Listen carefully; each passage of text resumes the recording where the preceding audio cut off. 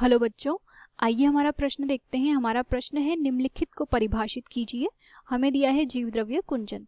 तो हम जीवद्रव्य कुंचन की यहाँ पर बात करें तो इसके अंतर्गत हम यहाँ पर कह सकते हैं कि इस प्रश्न की जो मुख्य अवधारणा होगी वह यहाँ पर जो है जीवद्रव्य कुंचन की प्रक्रिया होगी।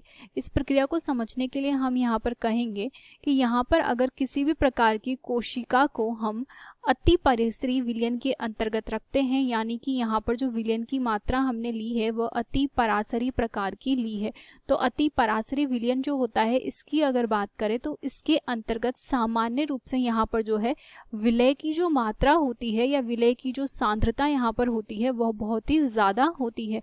तो विलय की सांद्रता यहाँ पर ज्यादा होती है। तो अति परासरी विलयन में जब यहाँ पर कोशिका को रखा जाता है तो कोशिका के अंदर जो यहाँ पर जीव द्रव्य पाया जाता है, इस जीव द्रव्य में यहाँ पर जो है संकुचन हो जाता है और जीव द्रव्य एक तरफ इकट्ठा हो जाता है। तो इसे हम यहाँ पर जीव द्रव्य कुंचन के नाम से जानते हैं। जीव द्रव्य कुंचन की प्रक्रिया की हम यहाँ पर बात करें तो हम यहाँ पर कह सकते हैं कि इस प्रकार से अगर हमारे पास में ये पात्र है, वो इस पात्र के अंतर्गत जो हमने यहाँ पर द्रव्य लिया है, इस द्रव्य में यहाँ पर विलय की मात्रा ज्यादा है, तो ये अति परासरी प्रकार का द्रव्य यहाँ पर उपस्थित है।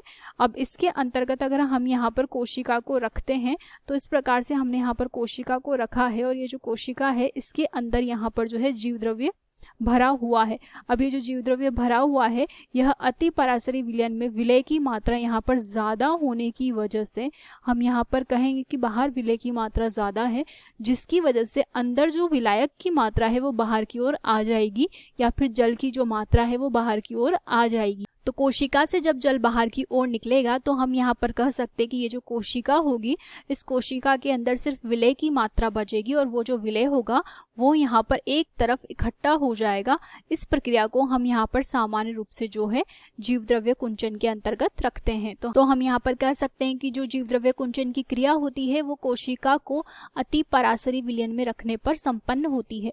अगर जीवद्रव्य कुंचन की क्रिया के हम यहाँ पर सामान्य रूप से जो है लाभ की बात करें तो इसके लिए हम यहाँ पर कह सकते हैं कि इसके विशिष्ट प्रकार के लाभ होते हैं, जैसे कि जो जीवद्रव्य कुंचन की प्रक्रिया होती है इसकी वजह से यहाँ पर जो है कोशिका का परासरण दाब यहाँ पर नापा जा सकता है। तो हम यहाँ पर कह सकते हैं कि कोशिका का जो परासरण दाब होता है वह सामान्य रूप से इस प्रक्रिया के द्वारा नापा जाता है। इसके अतिरिक्त यहाँ पर कहेंगे कि जो अचार तथा मुरब्बे होते हैं उनके अंतर्गत भी इसी प्रक्रम का उपयोग किया जाता है, उन्हें लंबे समय तक सुरक्षित रखने के लिए। इसके अतिरिक्त हम यहाँ पर कह सकते हैं कि सामान्य रूप से जो खरपतवार होती है उनसे उन्मूलन करने के लिए भी यहाँ पर नमक का छिड़काव किया जाता है, जो भी इसी क्रिया पर आधारित होता है।